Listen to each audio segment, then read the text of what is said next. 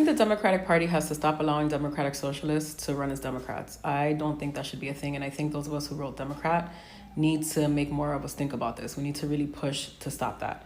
If socialists want to have a three-party system, then create your own party. Drop the word Democrat, be socialist, and garner support that way. You don't like Democrats, you don't support Democrats, you will sabotage Democrats, so don't run as a Democrat. Run as your own party and garner support that way instead of trying to hide under the Democratic ticket. The Democratic Party needs to carve out their own identity. They've allowed the far right and the far left to tell people who they are, when in reality, Democrats need to figure out who they are. You need to carve out an identity, figure out what the policies are moving forward, and then stand on that. But don't allow all these other groups in. Don't give all these voices to people who hate Democrats, far leftists who are taking credits for things that liberals accomplished way back when leftists, the word leftist wasn't even a thing, all right? We don't need that mess.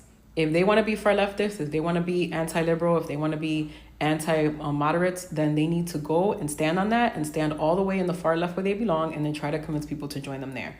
But I don't think we need all of this mixing of Democratic Socialists with Democrats. We need to get that out. Because if you look at a lot of these Democratic Socialists, like Miss District 14 here in New York, and the other one that's running for mayor of New York City, go look at their districts. Go look at how their districts voted for the presidential election. Okay? They voted light blue, pink, and red. Their districts were very, very right-leaning during the presidential election. And when you look at areas that were straight Democrat, they were voting very blue locally and also for the presidential election. So if we keep allowing Democratic Socialists into the Democrat Party, what's going to happen is that more people are going to push to the right, and we don't need that.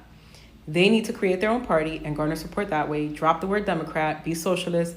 They're far left-leaning, and they're closer to communists than they are to anything moderate or anything democratic. So do it, stand on it, and garner support that way.